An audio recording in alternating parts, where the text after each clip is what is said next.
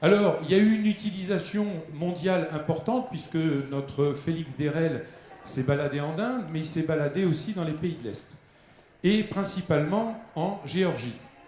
Donc, en Géorgie, il faut savoir que vous avez aujourd'hui, à ce jour, la plus grande phagothèque au monde, puisque malheureusement, avec l'arrivée des antibiotiques, la France et particulièrement l'Institut Pasteur de Paris et de Lille ont jeté un bon nombre en fait, de petites fioles qui contenaient ces bactériophages. Voilà ici une édition du Vidal, d'accord, le dictionnaire Vidal, édition de 1974, où vous voyez ici eh bien, toutes les spécialités liées aux bactériophages. L'Institut Pasteur de Lyon et de Paris ont abandonné malheureusement cette technique, vous voyez, quand même assez récemment, aux alentours des années 90. Donc ça reste quand même relativement récent, mais on n'en entendait pas parler. Par contre, la Géorgie et la Pologne ont conservé cette technique, et aujourd'hui, il faut savoir que bon nombre de Français qui vont régulièrement là-bas, alors soit ils vont là-bas, ils récupèrent les fioles, ils se font soigner en France, soit ils vont là-bas pendant quelques semaines et ils reviennent avec des résultats impressionnants, alors qu'en France, on leur avait dit que malheureusement, on devra très certainement amputer le membre. Où en sommes-nous? Bien, par rapport à la phagothérapie, eh bien, nous avons le Centre d'analyse stratégique en 2012 qui faisait des propositions. Donc, ce centre d'analyse stratégique est en lien direct avec le cabinet du Premier ministre. Et puis, regardez le dernier point, développer notre arsenal thérapeutique en renforçant les aides publiques à la recherche sur le long terme de nouveaux antibactériens et de moyens de prévention des infections, en clarifiant le statut réglementaire de la phagothérapie et en mettant en place un programme de recherche afin d'évaluer son potentiel thérapeutique. Le 8 juin 2015, donc plus récemment, vous aviez un atelier de travail organisé à Londres sur le thème de la phagothérapie. En novembre 2015, vous aviez un colloque parlementaire sur la phagothérapie, donc une réponse à l'antibiorésistance, mais par contre la nécessité d'un cadre réglementaire, puisque c'est une particule, c'est un être entre guillemets vivant, et il est très difficile en fait de sortir une AMM sur ce type de particules. Néanmoins, vous avez des études en cours et des projets très intéressants qui ont été menés par l'armée pour les grands brûlés. Donc ce projet s'appelle PhagoBurn, traitement des grands brûlés, et FOSA pour la préparation de bactériophages pour traiter les infections ostéo-articulaires. La phagothérapie, une réponse à l'antibiorésistance, eh bien écoutez, voilà ce qui s'est tenu à l'Assemblée nationale le 18 février 2016, en présence justement de Marisol Touraine. Donc vous voyez, on s'y intéresse sérieusement. Les phages ne se multiplient qu'en présence de la bactérie ciblée.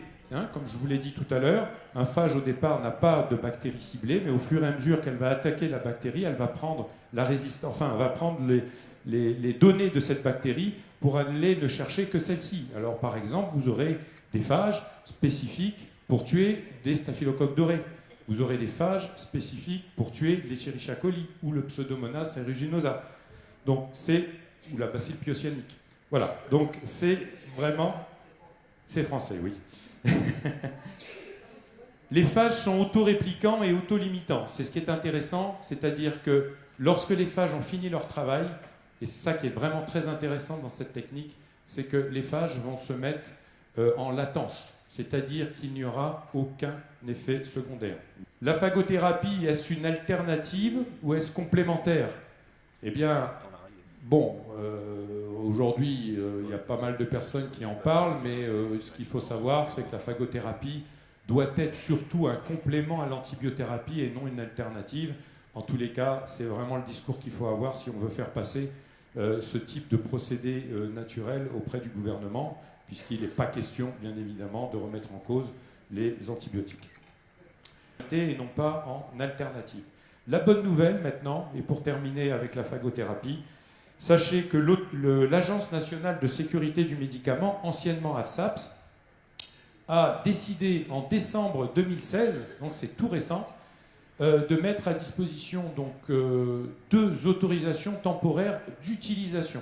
Alors ce ne sont pas des AMM, ce sont des autorisations temporaires pour des cocktails de phages, et il est vrai que ces PhagoBurn et FOSA, c'est-à-dire les deux projets que je vous ai présentés tout à l'heure, qui ont aidé justement à ces autorisations temporaires avec des cocktails de phages, puisqu'on peut aussi proposer des fioles avec des cocktails de phages opiocyaniques ou des cocktails de phages pour infection à l'Escherichia coli. ATU, c'est notamment utilisé lorsque l'efficacité, puisque le gouvernement pense que l'efficacité et la sécurité d'emploi des médicaments en question sont présumées en l'état actuel des connaissances.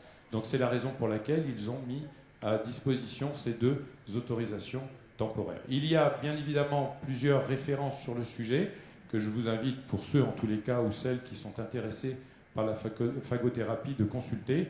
Et puis surtout, deux personnes importantes aujourd'hui qui connaissent parfaitement la phagothérapie, le docteur Alain Dublanchet qui a écrit ce bouquin, qui aujourd'hui malheureusement n'est plus édité, il est en train d'écrire un deuxième tome, et puis le docteur Paul Hervé Riche, manuel de phagothérapie pratique. Donc tout ça pour vous dire qu'il y a aujourd'hui des solutions qui sont vraiment vues d'un bon œil de la part du gouvernement pour des infections, et quand on parle d'infection, pourquoi pas aussi infection en chirurgie dentaire. Voilà, je vous remercie et bonne fin de journée.